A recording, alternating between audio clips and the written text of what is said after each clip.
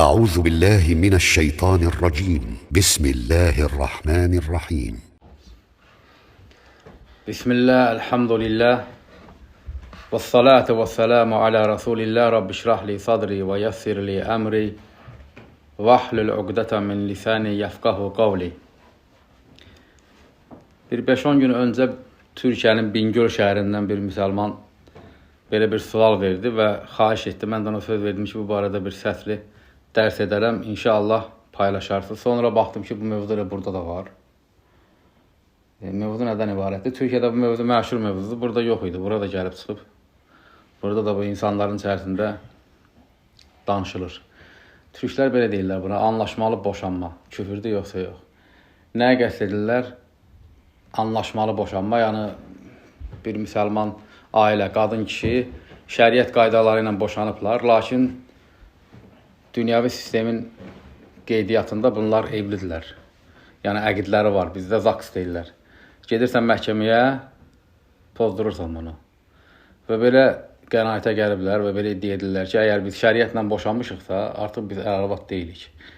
Və gedib o həmən sənədi, vərəqi, əvraq deyirlər türklər. Biz zaks kağızı deyirik. Bunu oradan pozdurmaq, ona mühakimə olmaq deyil. Çünki biz artıq aramızdakı ixtilafı çözmüşük. Sadəcə kağızı pozdurmaq üçün gedib müraciət edirik. Mühakimənin adını dəyişib müraciət edirlər. Bu vəziyyətdə bu küfür olmur. Və bütün bu mövzunun da üzərində dövr etdiyi əsas, bunların iddiası, düşüncəsi, fikri, şübhəsi, əsası, səbəbi ondan ibarətdir ki, deyirlər Quran ayətlərində Allah subhanahu wa ta'ala ixtilaf vaxtı Allahdan qeyrisinə dönməyə küfr adlandırıb. Misal üçün, Nisa surəsində 59-cu ayətdən 65-ə qədər ayətlərə baxırsan, tağuta mühakimə ilə bağlı, həkimiyyə tövhidi ilə bağlı. Allah subhanahu wa ta'ala deyir ki, فَاِنْ تَنَعْزَعْتُمْ فِي شَيْءٍ Nədə ixtilaf etsəniz, فَرُدُّهِ اللّٰهَ وَالرَّسُولِ Allah və Rəsuluna qaytarın. Nədə ixtilaf etsəniz. Və yaxud da Nisa 60-ın nüzul səbəbində gəlib ki, ixtilaf etdilər. Ayət nazil oldu. Nisa 65-də Allah subhanahu ta'ala deyir ki, Fələ və rabbikə lə yu'minun, sənin Rəbbin and olsun ki, iman etmiş olmazlar. Həttə yuhakkimukə, səni hakim təyin etmədikləri müddətcə fīmə şəcərə beynəhum, aralarında baş verən ixtilaflarda deyirlər ki, ixtilaf. Başqa bir ayətdə deyir ki, və mə ixtələftum fihi min şey fə hukmu ilallah. Nədə ixtilaf etsənəsə hökmü Allahadır. Deməli, bu səbəb ki var, ixtilaf baş verəndə mühakiməyə, kimisə hökmünə dönmək. Demək, ixtilaf baş verməyibsə, gedib şəriətdən başqa bir yerdən hökmü tələb etmək mühakimə deyil. Belə, məsələnin məğzi bundandır. Düzdür, adını, mövzunu anlaşmalı boşanma qoyurlar. Əslində, yüzlərlə məsələni bura aid eləmək olar. Çünki başqa işlərdə də anlaşmaq olur. Yəni, insan dalaşar, anlaşar. Ticarət eləyər, anlaşar. Əkinçiliklə məşğul olan anlaşar. Yüzlərlə məsələ vermək olar. Anlaşdınsa, bitdi. Aramızda bizim ixtilaf yoxdursa, gedib oradan bir sənət mi, bir kağız mı, bir nəsə məsələni həll eləmək, tələb etmək mühakimə deyil. Çünki ixtilafımızı bitirmişik. O, belə bir fikir, belə bir düşüncə təxminən. Bu, Türkiyədə məşhurdur bu mövzu. Belə YouTube-da bir dənə sorğu et görəcəksən ki, anlaşmalı boşanma danışıblar bu. Dəvətlə məşğul olan insanların çoxsu bu barədə danışıblar. İndi ən məşhurlarından Xalis Bayançıqın da bu barədə danışığı var. Dinlədim. O da həmən bu fikirdədir, həmən bu əqidədədir ki, əgər anlaşmışıqsa getmək olar. Anlaşmayanda kafir oluruq, anlaşanda kafir olmuruq. İndi əslində bunu kitaba, sünnətə qaytardıqda belə bir görüş qədimdən bu günə hər hansı bir əsrdə alimlərin sözlərində, kitablarında ya ayətlərin təfsirlərində yoxdur belə bir şey. Yəni, insanlar oturub belə bir fikrə gəliblər ki, ixtilaf olanda Allah deyir ki, get. Mühakim ol, Allah və Rəsuluna, tağuta da getsən kafir oradan. İxtilaf yoxdursa, demək ki, burada bir şey yoxdur. Narahatçılığa, bir zərərə yer qalmır. Əslində isə batildir bu. Kökündən batildir. Birinci məsələ 5 bənddə, 5 maddədə bunu qısa zikr edəcəm. Birinci məsələ ondan ibarətdir ki, insan anlaşsa da, anlaşmasa da hökm tələb edir.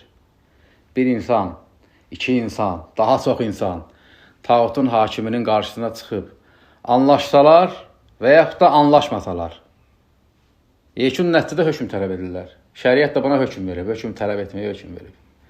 Və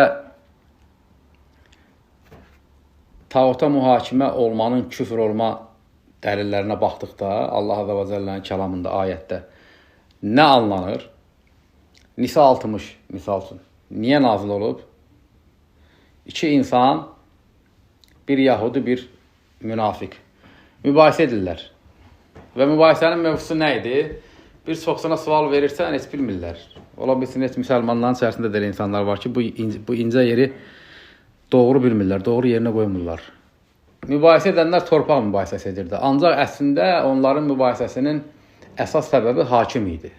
Biri deyirdi ki, Kəb bin Əşrəfin yanına gedək, digəri deyirdi ki, Muhammed sallallahu əleyhi və səlləm yanına gedək. Səbəb də o idi ki, münafiq bilirdi ki, Kəb bin Əşrəf rüşvət alır. Yahudi da bilirdi ki, Peyğəmbər sallallahu əleyhi və səlləm rüşvət almır. Ona görə hakimin ixtilafını etmişdilər, hakimin. Hakim kim olsun? Və hakimin ixtilafı əsnasında da ayət nazil olub. Ələm tərə iləl-ləzīnə yəz'umunə ennəhum əmənu.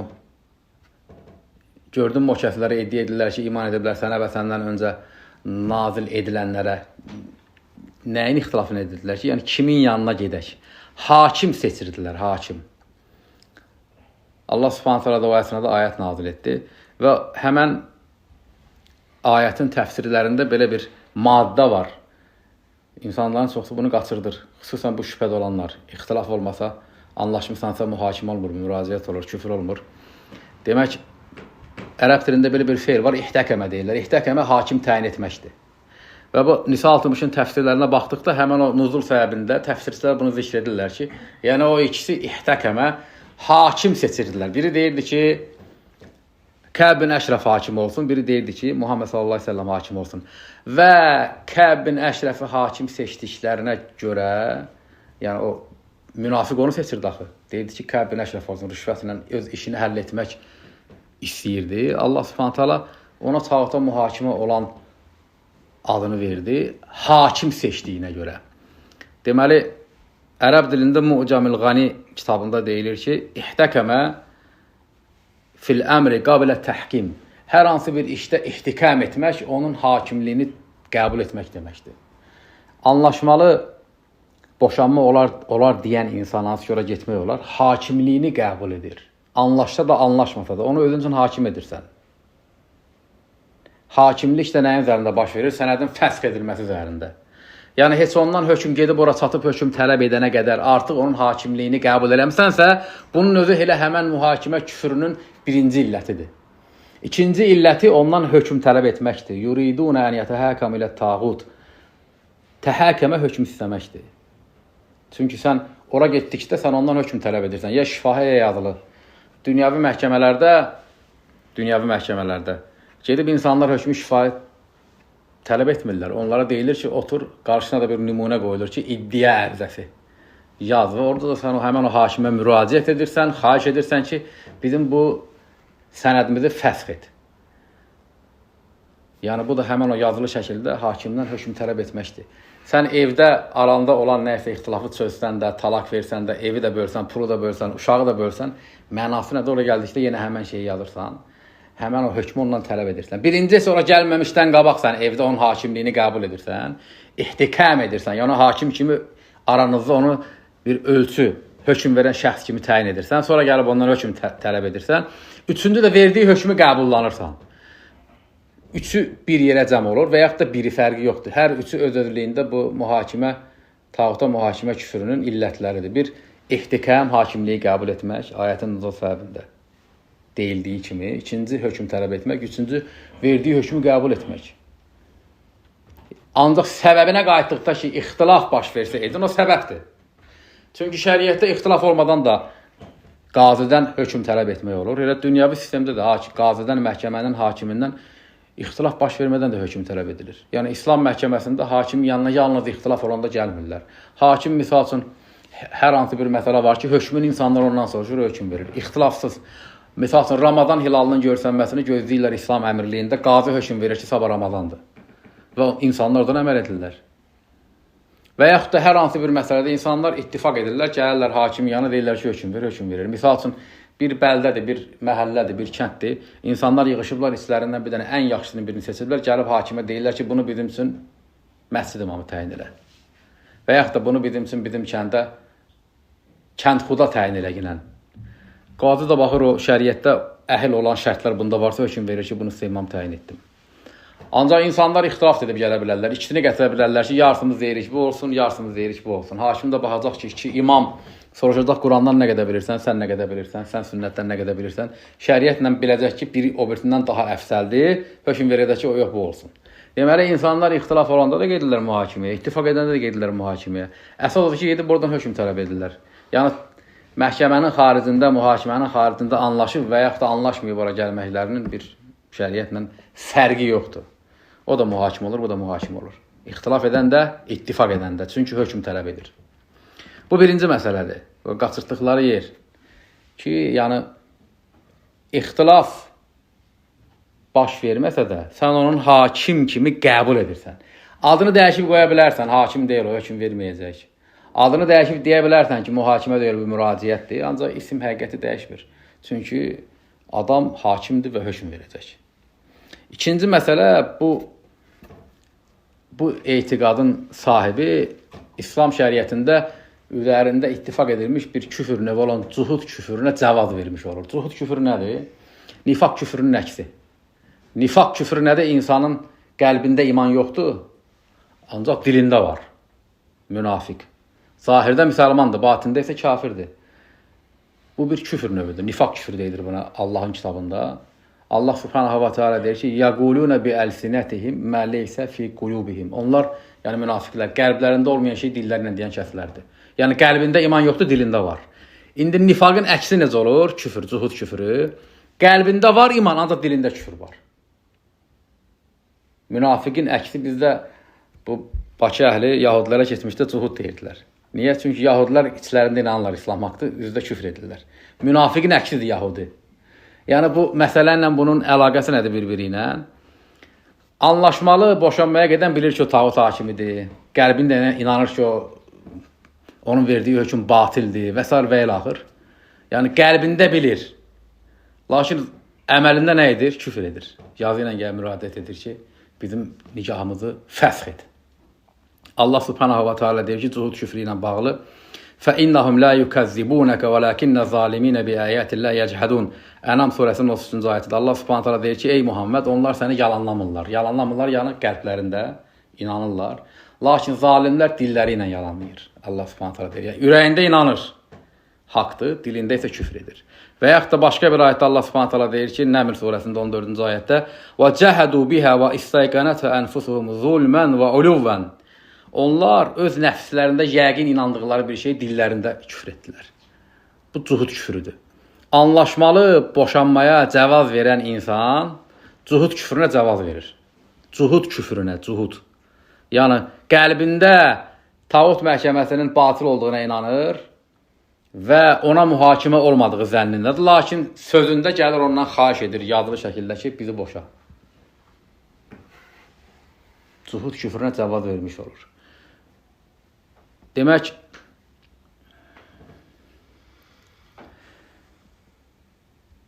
birinci məsələ anlaşmaq, anlaşmamaq fərqi yoxdur. Bu mühakimədir. İkinci məsələ, burada ihtəkəmə maddəsi var. Nisa 60-ın nuzul səbəbində təfsirçilər bunu zikr ediblər ki, burada nəinki ondan hökm tələb etmək, hökm tələb edənə qədər ona əgər hakim kimi razısansa mühakimə olunmağa artıq bu küfürdür. Elə tağuta mühakimə küfürünün 3 illətinin birincisi başlanğıcı budur. Üçüncü məsələ bu cuhud küfürünə cavaz verməkdir. Dördüncü məsələ insanlara sual verirsən ki, sən bunu deyirsən. Anlaşanda gedib tağuta mühakimə yox, müraciət eləmək olar, hər hansı bir sənədə fəsx etməkdən ötürü. Deyirsən ki, bu ayətlər 1400 ildir Musafda var. Və əsrlər boyu bunu alimlər təfsir ediblər. Ta sahabənin, tabiinin vaxtından bu günə qədər. Hansı sahabə, hansı tabiin, hansı imam, 4 məzhəb imamı, ya orta əsrlərə gəlirsən İbn Teymiyyənin zamanı, sonra gəlirsən yaxın əsrlərə Nəcd üləması, bugünkü günə qədər kim deyib bu şeyi? Hansı alim deyib ki, tağuta gedib ixtilaf olmasa geçsən, oradan hökm tələb etsən, nə bilim bir sənədə fəxr etməkdən ötürü bu mühakimə deyil. Heç kim bunu deməyib. Bu Türkiyədəki dəvətçilərin belə bir pis xüsusiyyəti var. Baxırsan ki, dəvətlərində alimlərdən pay yoxdur. Yəni özləri istifadə edirlər. Müasir məsələlərdə çətin məsələlərdə istifadə edirlər və baxırsan ki, bunlardan qabaq əsrlər boyu bunu heç kim etməyib. Yəni, sual verirsən, deyirsən ki, bir müsəlmanın haqqıdır, yeni bir nəvəzil deyirlər. Yəni, müasir bir mövzu ortaya çıxdıqda birisi deyəndə ki, bu küfürdür, ya küfür deyil, haqqın var, tələb edəsən ki, yəni bu kimdir bunun imamı? Əhməd ibn Həmbəl rahiməhullah öz ətrafında olanlara, tələbələrinə deyir ki, İyyəkə ən tətəkəlləmə fi məsələtin leysə ləkə fiyhə imam. Deyir ki, sizi heç bir məsələdə hansı ki, imam yoxdur, imamınız yoxdur, danışmaqdan çəkindirirəm, qadağan edirəm. İndi bu adamlara sual verirsən ki, bu kim deyib bunu? Hansı möhtəbər bir əhl-i sünnət alimi deyib ki, ixtilafsız tağutdan gedib hökm tələb etmək müraciət olur və bu küfür olmaqdan qurtarır, küfür olmur. Heç deməyib bunu. Bu 4-cü məsələdir. 5-ci məsələdə belə etiraz edirlər. Deyirlər ki, deyirsən, tağutun məhkəməsində zaks sənədini, kəbin kağıdını fəsx etmək ilə tağuta mühakimə olunmaqdır. Deyir, bəs tağutun başqa bir orqanında, qeydiyyat orqanında gedirsən, evlilik qeydiyyat edirsən, nə bilim, evdə qeydiyyata düşürsən, yaşayış yeri kimi. O niyə küfür olmur ki? Onu buna qiyas edirlər.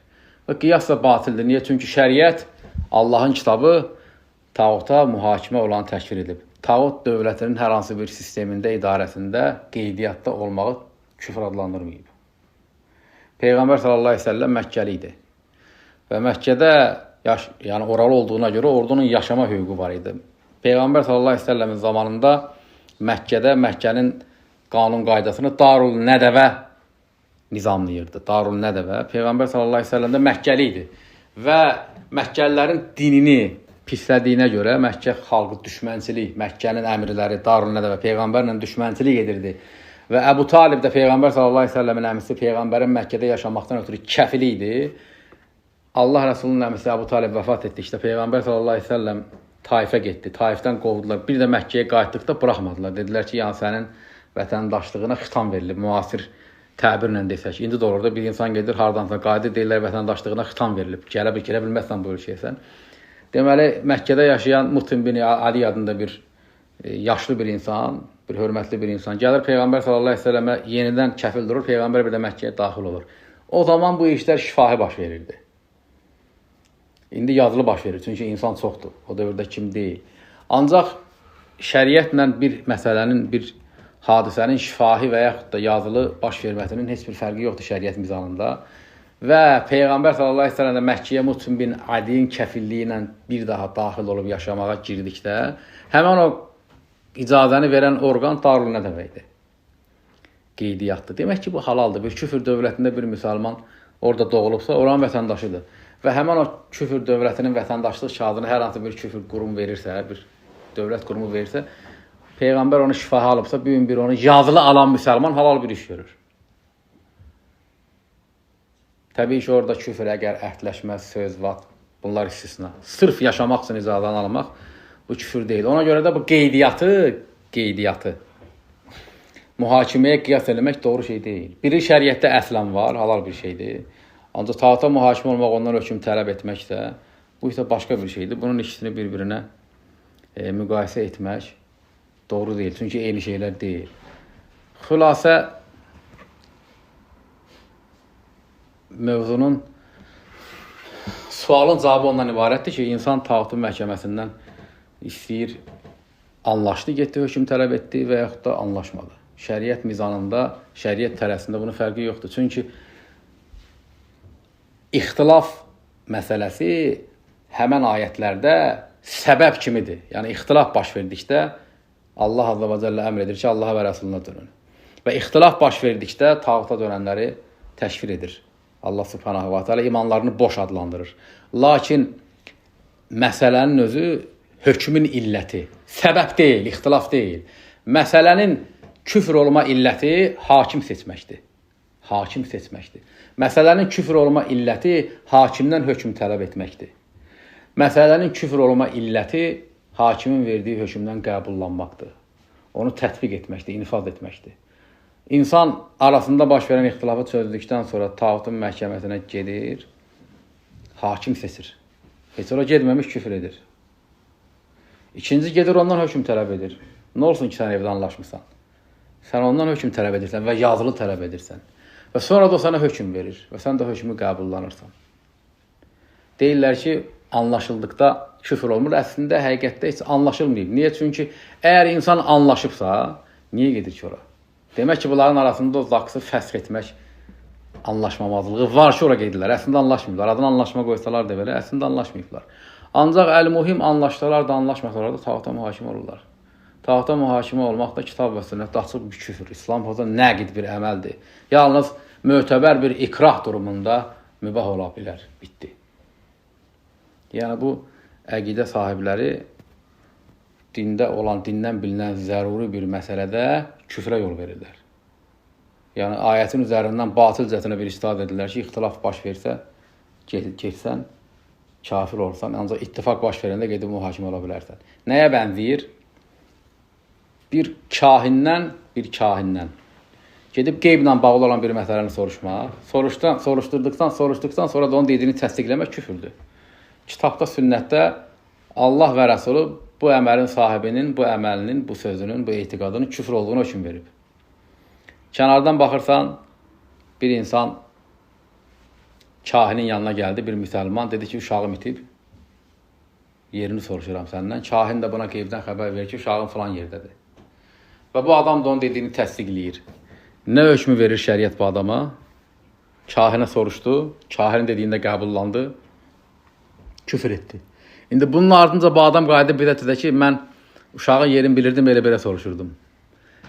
Həmən bu anlaşmalı boşanma küfür deyil deyənlərin gərəyinə gələ buna da hökm verməyək. Niyə? Çünki o uşağın yerini bilirdi, elə-belə soruşurdu. Bilə-bilə soruşurdu, anlaşmışdı. Ancaq bu keçərli üzr deyil. Niyə? Çünki sən küfür etdin. Kahindən soruşdun, sual verdin, dediyini də təsdiqlədin.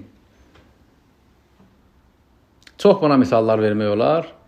Lakin ehtiyac yoxdur. Sual, başda dediyim kimi, Bingöldə, Türkiyədə bir müsəlman soruşdu, sual verdi. Dedi ki, burada bu məsələ tövhid cəmaatlarının arasında bir həll olunmayan problemli bir məsələdir. Xahiş etdi ki, buna bir cavab verim. Sonra baxdım ki, burada da yayılıb bu. Üst-üstə düşdü. Əslində belə mövzulardan danışmağı sevmirəm. Niyə? Çünki bu savunma məsələsidir. Ümumiyyətcə bu məhkəmə ətrafında baş verən mövzular. Onsuz da bu insanlar əksəriyyətə cahil insanlardılar. Danışdığımızda heç çoxsunu doğru başa düşmürlər. Biz başqa şey danışırıq, bunlar başqa şeyə inanırlar. Pis, xislətli, pis, xasiyyətli insanlar dediklərimizi pis yerə yozurlar. Baxırsan, insanlar heç dinini öyrənmir, nə Quran oxuyur, nə dindən, elmdən anlayışı var. Elə mövzular ancaq budur. Ancaq məcbur qanada danışırıq. Görürsən, artıq bu baş verib, hamı deyir ki, bunu danışmaq lazımdır. Məcbur qalıb danışırıq. Danışılırsa o qədər mövzu var ki, faydalı mövzular var. Bu mövzular əslində müsəlman üçün necə olmalıdır? Hər bir sıravi bir müsəlmandan ötürü. Bir müsəlman, bir muvahhid, tövhid əhli olan bir müsəlman bilir ki, Allahın kitabında tağuta mühakimə olmaq küfürdür. Bitdi. Buna inanır. Kifayət edir bu insana. Yəni, bir həyatda ola bilər, başına bir iş gələr, onda gedər, bilən adama sual verər ki, mən başıma bir iş gəlib. Necə aparım özümü? Məhkəmə ilə bağlı. Necə edim ki, küfrə düşməyim? Bu artıq canlı həyatdır ki, fətva ilə həll olur. Ancaq əqidə olaraq, əqidə fətva ilə həll olmur. Əqidə insan kitabdan öyrənib ki, tağuta mühakimə olmaq küfürdür, bəsdir bu qədər. Ancaq təfərrüatı var, insanlar ki, bu qədər xırdaçılığa gedirlər. Bunlar hamısı şeytani ab-havadır. Sadəcə məcbur qalanda artıq soruşurlar ki, yəni bu məsələ deyirlər ki, anlaşanda tağuta gedib mühakimə olmaq, müraciət eləməkdir. Bu da küfür deyil, kökündən yalandır, batildir. Hər bir halda tağutun məhkəməsinə getmək küfürdür. Hakim seçmək küfürdür. Hökm tələb etmək küfürdür. Həmən hökmü qəbullanmaq küfürdür.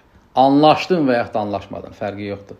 Bu şəfaət mövzusunda insanlar hər dəfə özlərini təbrir edib, təmizə çatmadan ötürü gətirdiyi şübhələr var. Əgər desə ki, Allah razı qalsa, dirilsə, belə olsa, elə olsa, mənə də seçsə. İndi bunlarda da belə bir şey var. Gəlib satıb mənə eşitdiyim qədərində deyirlər ki, biz onda gedərik, baxarıq, görək orada küfür varsa qayıdıb gələrik. Sən bilmirsən, tağuta məhkəməsində küfür orada. Hala gedib baxırsan, nəyə gedib baxırsan? Deyir, biz gedək, baxaq. Görsək orada küfür var, qayıdıb gələrik. Sən məscidə gedirsən. Sən hala gedirsən ki, İslam mədrəsəsinə gedirsən, gedib baxarsan. Sənin getdiyin yer ilə küfürdür, tağut məhkəmədir. Nəyə gedib baxırsan ki, gedim görüm orada küfür var, yoxsa yox. Bu da batıl bir şübhədir. Sənlər ora gedirsən, gedin baxım. Gedəndə artıq sən nə məqsədlə gedirsən? Deməli getdin birdən baxsan görsən o kağız-küğüzdə küfür yoxdur, hakimdən tələb eləyəcəksən də bizi boşa. Elə küfürdür. Sən artıq elə o gedib baxana qədər artıq o fikirdəsən, evindən tərpənmirsən, gedim onu hakim təyin edin, bizim sənədi fəsx etsin. Artıq bunun ödə küfürdür. Ona görə bu etiqadda olan insanlar bu etiqadları ilə küfür edərlər. Buna dəvət edənlər də bu şübhəyə düşənlərdir. Yəni bir müsəlman bilməlidir ki, tağutdan anlaşsan da, anlaşmasan da hökm tələb eləmək olmaz. Ona hakim təyin etmək olmaz. Anlaşmalı boşanma bax budur, bunu qəsd edirlər. Türkiyədə məşhur mövzu indi burada gəlib çıxıb, məsələn belə məğzi bundan ibarətdir. Tağutun hakimindən anlaşsan da, anlaşmasan da ondan hökm tələb eləmək küfürdür. Allah Azza və Cəllənin kitabında belədir. Hər bir müsəlmanın əqidəsi də belə olmalıdır. Subhanakallahumma bihamdik, əşhədu ən la ilahə illə ənt, əstəğfiruka və etûbu ileyk.